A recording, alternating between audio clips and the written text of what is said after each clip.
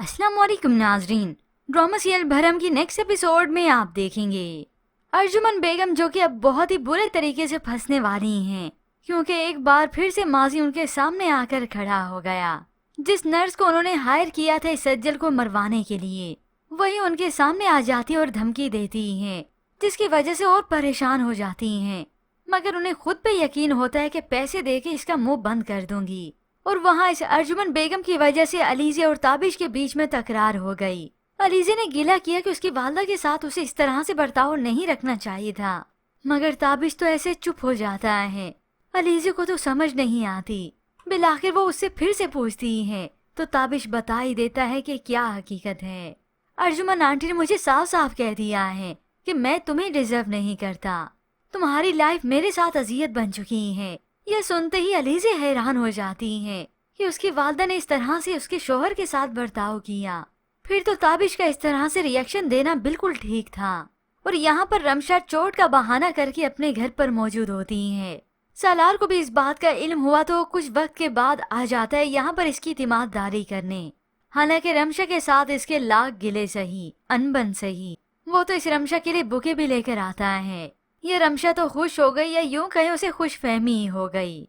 यूं सज्जल जो कि चाय का इंतजाम करने चली गई और ताबिश की भी कॉल आ जाती है। और इस रमशा को तो मौका मिल जाता है सालार को बदगुमान करने का। मुझे तो लगता है कि दिन में ज्यादा दफा ये ताबिश से बात करती है बनिस्बत तुम्हारे।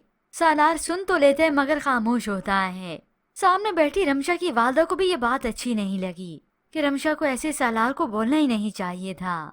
सज्जल जैसे चाय लेकर आई सालार को भी कप दे चुकी थी, रमशा के लिए उठाने लगी तो ये चाय उस पर गिर गई। ये देखकर सज्जल तो बहुत परेशान हो जाती है, जल्दी से टिश्यू बॉक्स लेकर आई। रमशा तो ये देखकर बड़ी खुश होती है और इत्मीनान से फिर अपने कमरे में चली गई। ऐसे में जब यहाँ पर कोई मौजूद नहीं था, सज्जल उसे टिश्यू बॉक्स देती है मगर उसका रवैया बिल्कुल नहीं बदलता। तो वो सालार के इस रवैये को देखकर बहुत हैरान है। सालार आप वाकई में काफी बदल गए हैं। तो सालार यकीन दिलाता है, सज्जल पहले ये मटेरियलिस्टिक चीजें बहुत मेरे लिए अहम थीं, लेकिन अब तुमसे ज्यादा और इन रिश्तों से ज्यादा मेरे लिए कुछ भी अहम नहीं। यूं सज्जल को ये सब सुनकर और खुशी हुई। अब यहाँ पर खुशियाँ तो मनाई जा रही हैं, मगर वहाँ पर ये अर्जुमन बेगम तो किसी सूली पर ही लटकने वाली हैं। अपनी दोस्त अफशीन को भी बुलाकर ये सब कुछ शेयर कर चुकी हैं, क्योंकि यही तो थी इसकी हमराज। इसी ने तो मशवरा दिया था। और अब तक जो भी काले करतूत है अर्जुमन बेगम जो करती आ रही हैं, अपनी इस दोस्त के मशवरे पर तो करती हैं, क्योंकि दोनों ही एक जैसी हैं। इतने में अलीज़े घर पर आ गई तो वो अपनी वालदा से शिकायत करती हैं कि ताबिश से आपने क्यों कहा कि वो अलीज़े पाशा को अफोर्ड नहीं कर सकता, मुझे छोड़ दे। आपने ऐसा आखिर क्यों कहा? मगर वो तो एहसान जतलाती हैं कि इसी खामियों के बावजूद भी मैंने उसे एक्सेप्ट किया ना, तुमसे शादी करवाई। और फिर यूं ही यहाँ पर तैमूर पाशा जो कि बहुत खुश है सालार की शादी को लेकर। अभी ये उन्हें मालूम नहीं कि उनकी अपनी ही बेटी इस घर में बिहा कर आएगी। अर्जुमन बेगम को ये मालूम हुआ वो तो और भी जल भुन जाती हैं। लाख कोशिशों के बावजूद भी वो कुछ कर नहीं पा रही कि कैसे वो इस शादी को रोकें। और ऊपर से रमशा को भी कह दिया कि अब उनका इस मामले से कोई लेना देना नहीं, जो कुछ करे वो खुद अकेली ही करे, क्योंकि मालूम जो है कि उनके सर पर एक और बहुत बड़ी मुसीबत मंडरा रही है। अगर जरा सा भी इस तैमूर पाशा को मालूम हो गया कि मैंने तैमूर पाशा मेहरू की औलाद को मरवाया था, तो वो मुझे हरगिज नहीं छोड़ेगा।